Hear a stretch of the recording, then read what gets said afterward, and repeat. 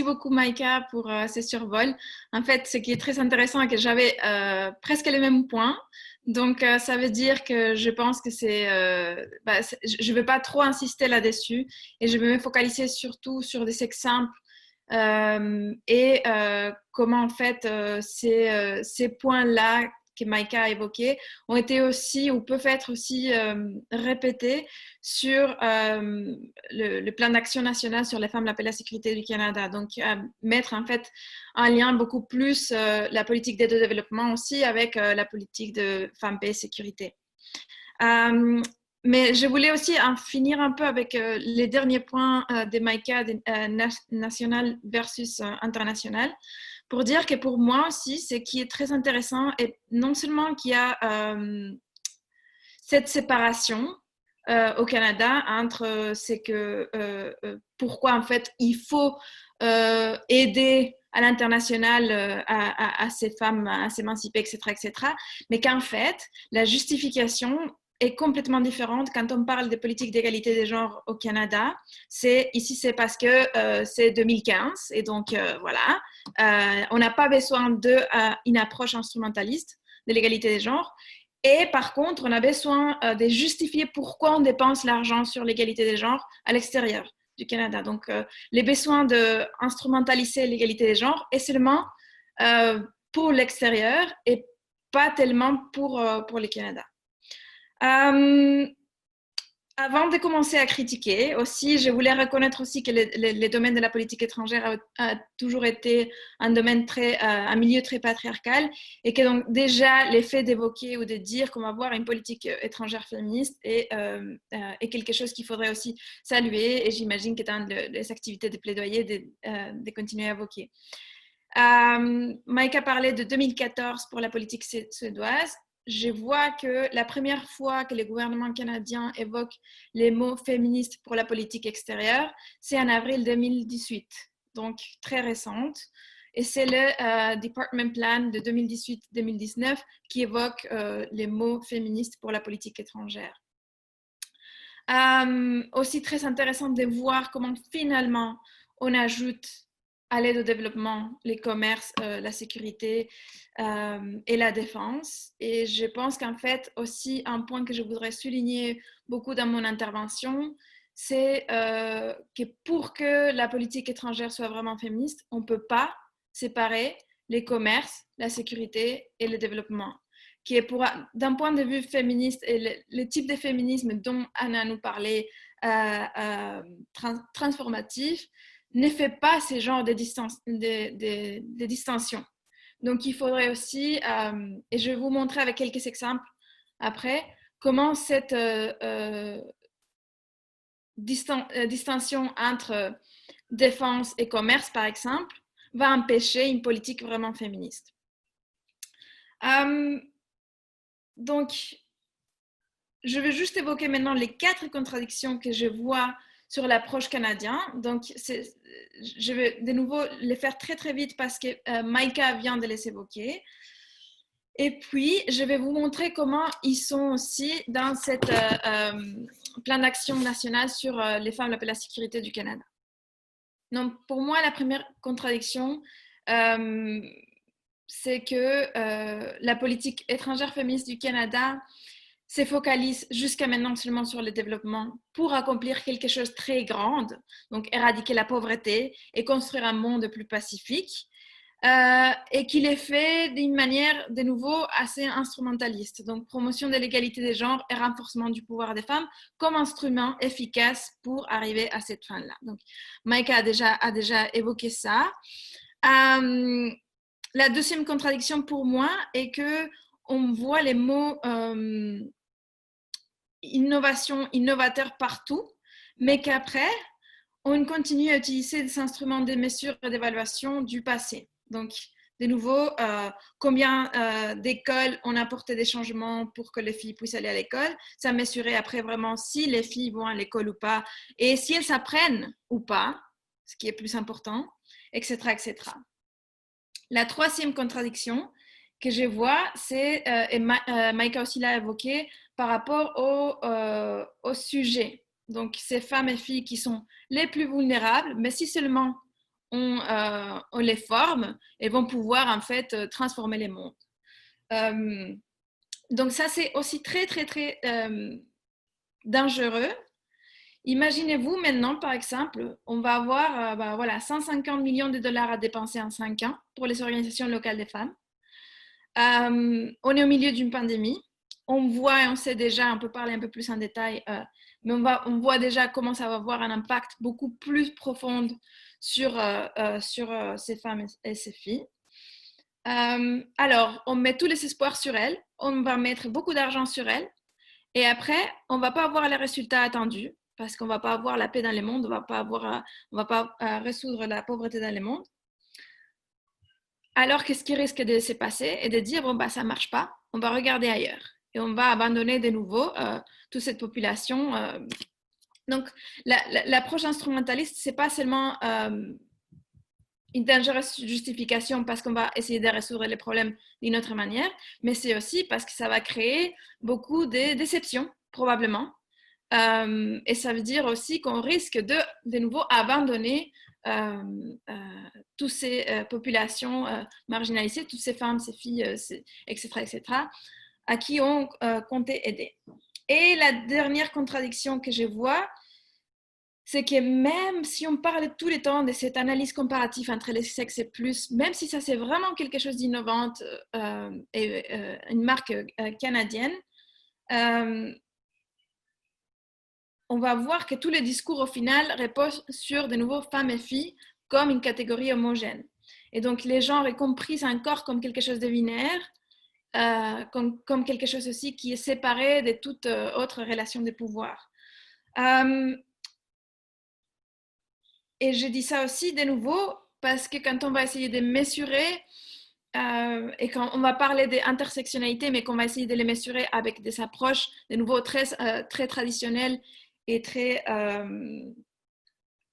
quantitatives, bah, il y a deux choses qui peuvent se passer. Une, comment est-ce qu'on mesure l'intersectionnalité, mais de deux aussi, et qu'on va nous dire quand on va voir que certaines femmes pauvres rurales vont pas arriver à éradiquer la pauvreté de leur village, on va nous dire ah mais on s'attendait pas à ça. Pourquoi? Parce qu'on n'a pas su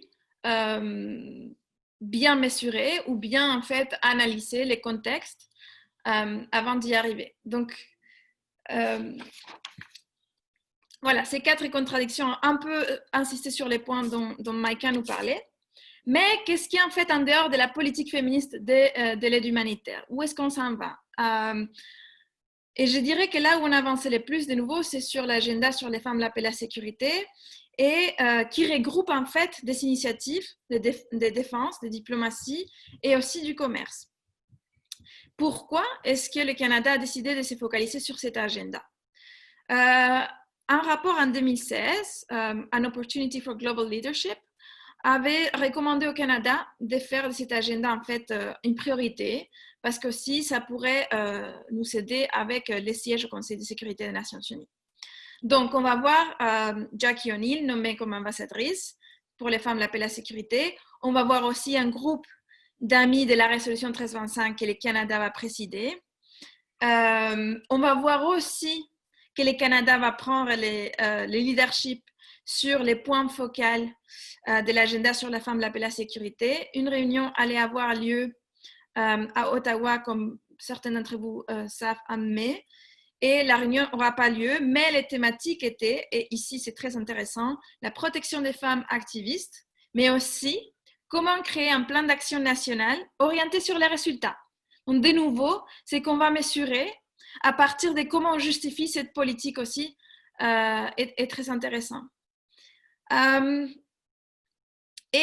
Finalement, un nouveau plan d'action national 2017-2022 pour le Canada qui présente les mêmes défis ou défauts que Maïka avait évoqués. Donc, on va se concentrer de nouveau sur femmes et filles et pas sur les genres, avec des indicateurs très quantitatifs et qui ne peuvent pas mesurer les transformations des pouvoirs. Par exemple, ici, on va vouloir renforcer la capacité, donc de nouveau très instrumentaliste, renforcer la capacité des opérations de maintien de la paix à partir du déploiement d'un plus grand nombre de femmes soldats. Et pour cela faire aussi, le Canada va créer la LC Initiative et financer la LC Initiative qui vise à augmenter le nombre des femmes dans des missions des opérations de maintien de la paix. Donc la LC Initiative en collaboration avec les Nations Unies, donc c'est une initiative qui commence au Canada avec de l'argent canadien, mais qui est sous le parapluie des Nations Unies. L'égide. Voilà. Et maintenant, en fait, Sabrina Karim, une chercheuse américaine, finance une étude pilote sur les obstacles des femmes soldats dans les opérations de maintien de la paix. Quel est le problème ici?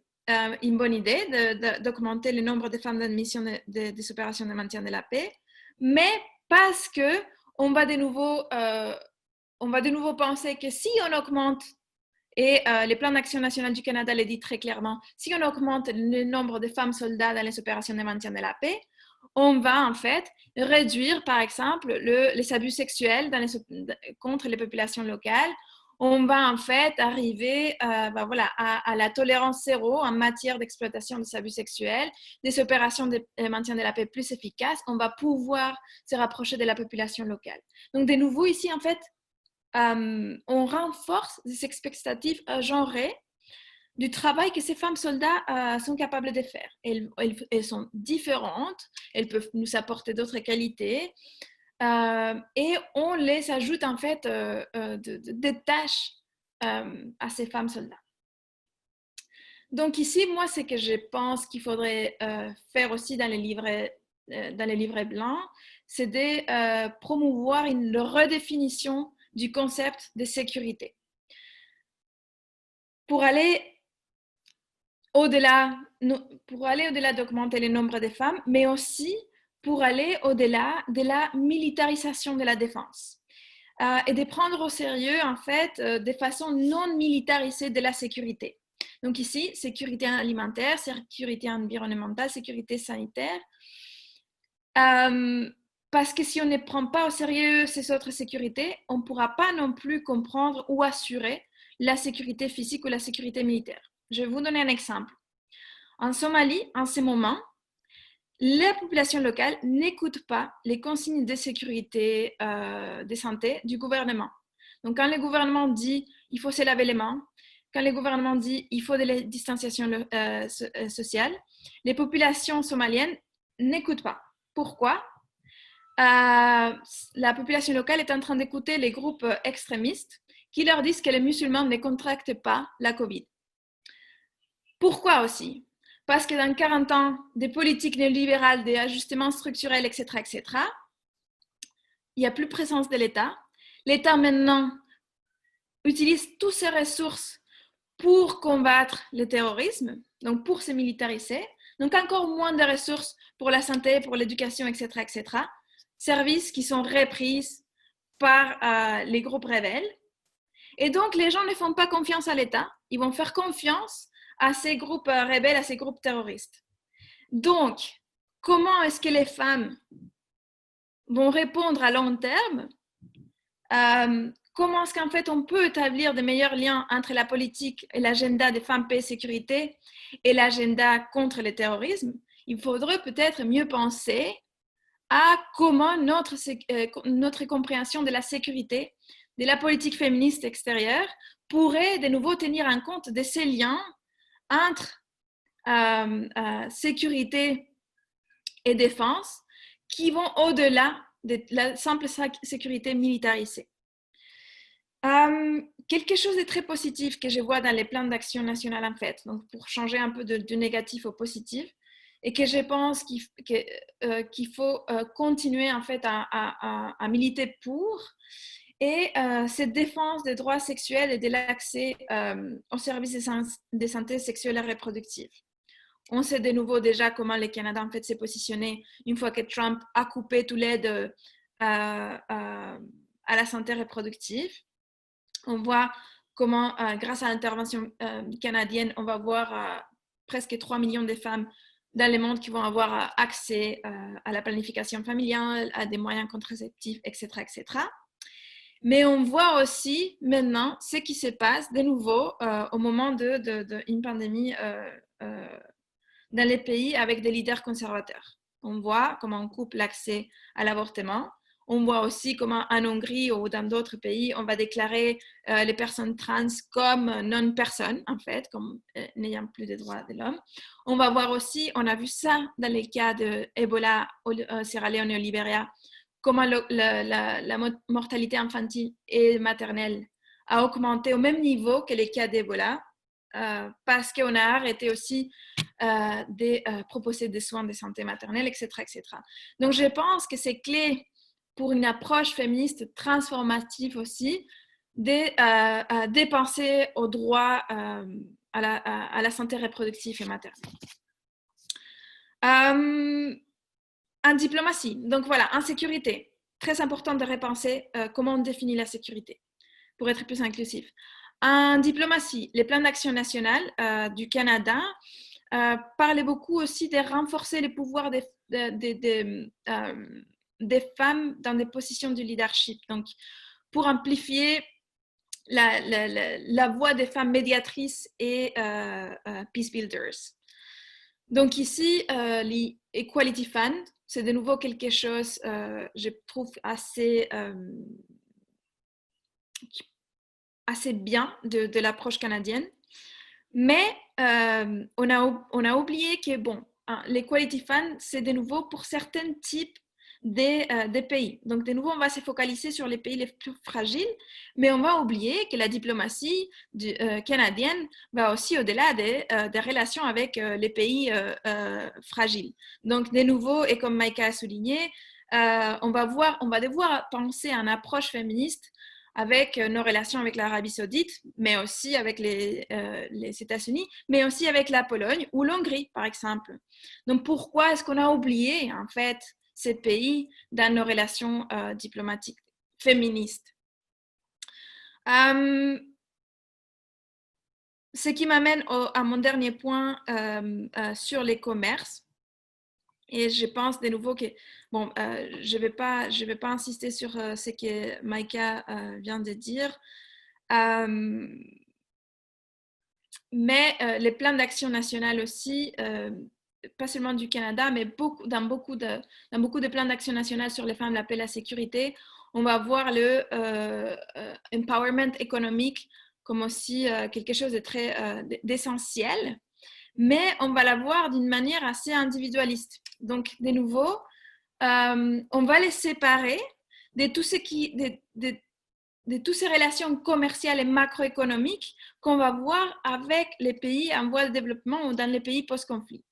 Donc, si on va voir comment le Export Canada va appuyer beaucoup de ces compagnies extractives en Amérique latine ou en Afrique, on va voir comment en même temps le Canada va par exemple financer des projets, je vais mettre l'exemple du Libéria, pour que les femmes puissent avoir un pouvoir de négociation avec ces compagnies extractives.